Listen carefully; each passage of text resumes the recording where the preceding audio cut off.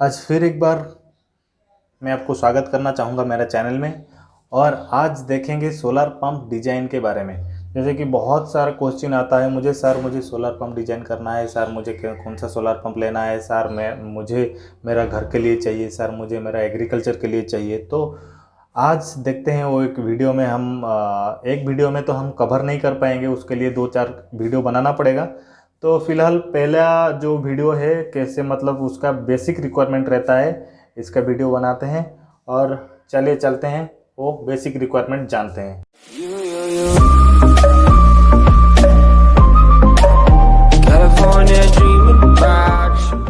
पहले हम एक क्वेश्चन करेंगे कि हम सोलर पंप क्यों इंस्टॉल करें।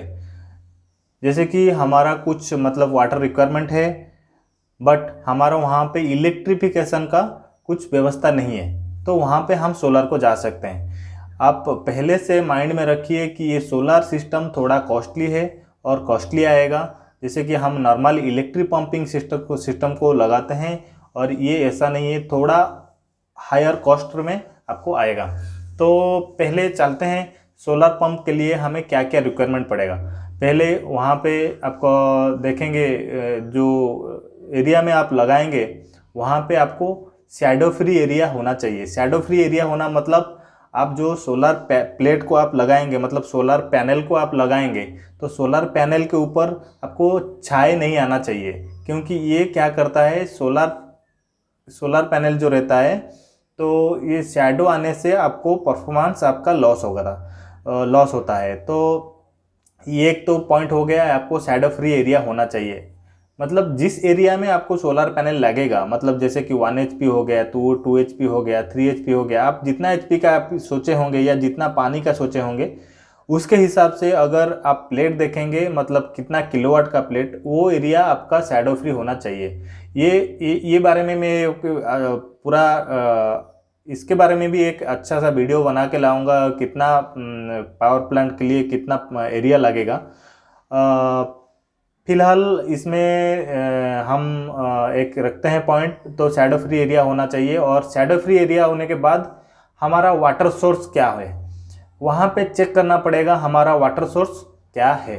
वाटर सोर्स जो है हमारा, जैसे कि बोरवेल हो गया, या आपका वेल हो गया, डॉगवेल हो गया, आपका रिवर हो गया, आपका पॉन्ड हो गया, आपका लेक हो गया, ये जैसे कि जहाँ से हम पानी ला सकते हैं और यूज़ कर सकते हैं। जैसे कि अगर आप एग्रीकल्चर कर रहे हैं, आपका ज़मीन के पास कहीं पे रिवर गया है, वहाँ हम वो रिवर का पानी को ला के यूज़ कर सकते हैं। अगर आपका पास में, घर के पास में, या घर के लिए यूज़ करना चाहते हैं, तो आपका अगर ड्रिंकिंग वाटर के लिए यूज़ करना चाहते हैं तो बोरवेल है, तो बोरवेल में हम डाल के यूज़ कर सकते हैं। तो अगर आपका मतलब ज़मीन के पास या कहीं लैंड के पास आपका पॉन्ड है या लेक है, तो वहाँ पे भी हम वो पानी को यूज़ करके एग्रीकल्चर कर पाएंगे। तो उसके लिए हमें वाटर सोर्स चाहिए, मतलब कहाँ से हम पानी लेंगे। ये आपका कंडीशन 2 हो गया। और कंडीशन नंबर 3, आपको क्या और कौन सा एग्रीकल्चर करना है। अगर एग्रीकल्चर करना है, पहले आपको सोचना है पानी आपको कितना चाहिए, पानी आपको कितना चाहिए। तो अगर पानी कितना चाहिए, अगर आपको ड्रिंकिंग वाटर के लिए यूज़ करते हैं तो एक आपका ड्रिंकिंग वाटर के लिए आप यूज़ करते हैं तो आपको पानी कितना चाहिए पर डे।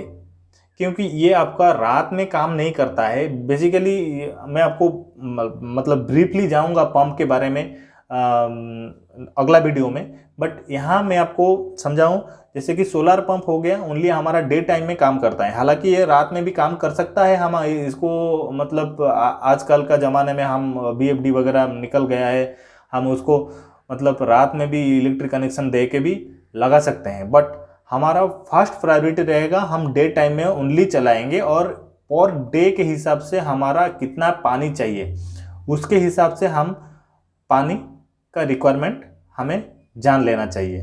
जैसे कि अगर मेरा रिक्वायरमेंट है 10,000 लीटर पर डे, तो मुझे वहाँ पे थोड़ा हायर साइड रखना है। हायर साइड जैसे कि मतलब उससे 20% में ज़्यादा जाके उसको रखूँगा। जैसे कि अगर 10,000 लीटर मुझे पर डे पानी चाहिए, तो मैं 20% के हिसाब से मैं 12,000 के हिसाब से जाऊंगा, मतलब 12,000 लीटर जो पानी दे पाएगा पर डे सोलर पंप, वो पंप को मैं सिलेक्ट करूंगा।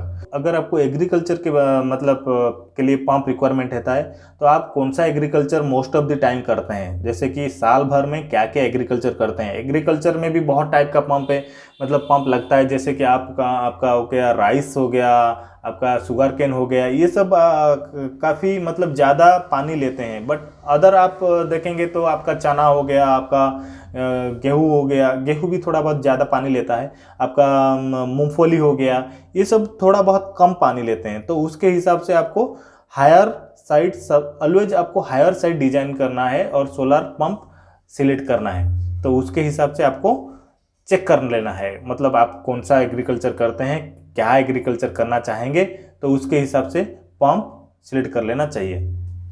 उसके बाद मैं और एक मतलब लास्ट स्टेप बाय स्टेप मैं वीडियो बनाते जाऊंगा, और ये वीडियो के अंत में एक आपको क्वेश्चन मैं आपको पूछूंगा, और ये क्वेश्चन में आप कमेंट बॉक्स में नोट कर देना, ठीक है। तो मुझे भी थोड़ा हौसला मिल जाएगा और वीडियो बनाने के लिए।